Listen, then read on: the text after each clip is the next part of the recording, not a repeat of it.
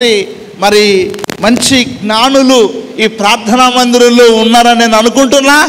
మీ ప్రశ్నలు నాకు నేర్పిస్తే నేను కూడా నేర్చుకొని ఇంకా పరిపూర్ణంగా దేవునిలో ముందుకు సాగిపోవాలని ఆశిస్తూ ఉన్నాను. సో ఇక్కడ గిద్యోను ఒక ప్రశ్న అడుగుతున్నాడు. టాపిక్ రాసుకోండి. దేవుడు మాకు తోడై ఉన్న ఎడల అద్భుతములు ఏమాయెను. దేవుడు మాకు తోడై ఉన్న ఎడల అద్భుతములు ఏమాయెను.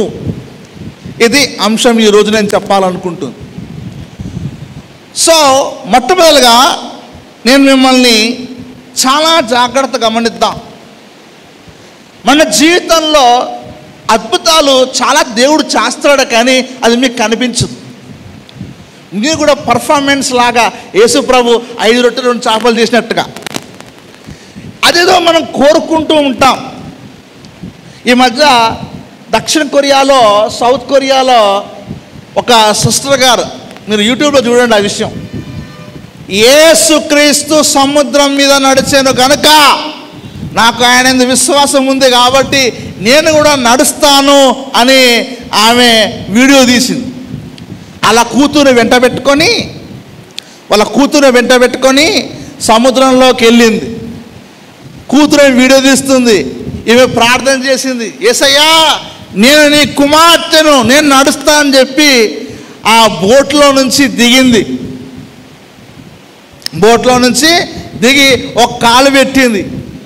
కాలు మునుగుతుంది. అప్పుడు అనుకుంది విశ్వాసంగా ఉండు అని 2-3 సార్లు చెప్పి ఇంకో కాలు పెట్టేసి మునిగిపోతుంటే కూతురు జుట్టు పట్టుకొని పైకి మళ్ళీ వచ్చింది. సో మనము అట్లా ఫూల్గా ఉండకూడదు. ఫస్ట్ ఏంటంటే యేసుక్రీస్తు ఎందుకు ఆయన నీటి మీద నడిచాడు చెప్పండి. యేసుక్రీస్తు ఎందుకు నీటి మీద నడిచాడు చెప్పాలి.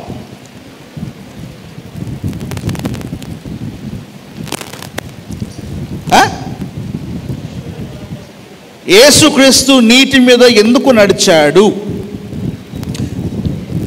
సార్?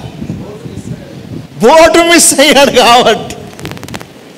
బోటు మిస్ అవ్వడు. ఇది కొత్త ప్రశ్న, కొత్త జవాబు. బాగుంది. ఈ జవాబు కూడా నాకు నచ్చింది. బోటు మిస్ అయ్యాడు కాబట్టి. ఎందుకంటే మరి ఆయన ప్రార్థన చేసుకుంటున్నాడుగా, బోటు లేదుగా. యోబు గ్రంథము 9వ అధ్యాయం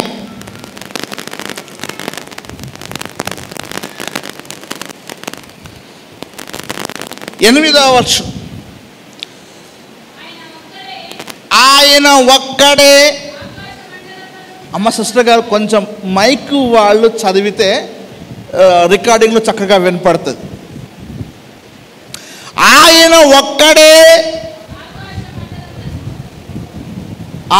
ఒక్కడే ఆకాశ విశాలపరచువాడు,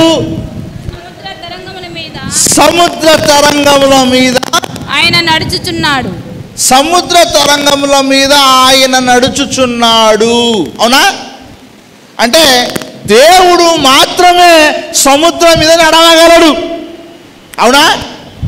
అందుకే యేసుక్రీస్తు ఆ విషయాన్ని శిష్యులకు తెలియజేయాలనుకున్నాడు. కాబట్టి మీరు ముందు వెళ్ళండి అన్నాడు. ఈయన ప్రార్థన చేసుకుంటూ ఉండిపోయాడు. ఆయన మధ్యలో నడవడం స్టార్ట్ చేశాడు. నడుస్తున్నప్పుడు అప్పుడు యేసుక్రీస్తు సముద్రం మీద నడిచినప్పుడు, అయ్యా నేను కూడా నడుస్తా అంటే నడువు అన్నప్పుడే పేతురు నడిచాడు. మీకు చెప్పాడా సముద్రం మీద నడవమని? మీకు చెప్పలేదు కదా. పోనీ ఆ కొరియా సిస్టర్కి ఏమన్నా చెప్పాడా దేవుడు? చెప్పలేదు. చెప్పని దాన్ని చేస్తే మునిగిపోవడా ఖాయం. అందుకే దేవుడు చెప్పనిది ఏది కూడా మన జీవితంలో సాహసించి చేస్తే నష్టపోయేది మనమే. కాబట్టి దేవుడు అద్భుతాలు చేస్తాడు. బట్ ఆయన ఆర్డర్లో చేస్తాడు, ఆయన క్రమంలో చేస్తాడు.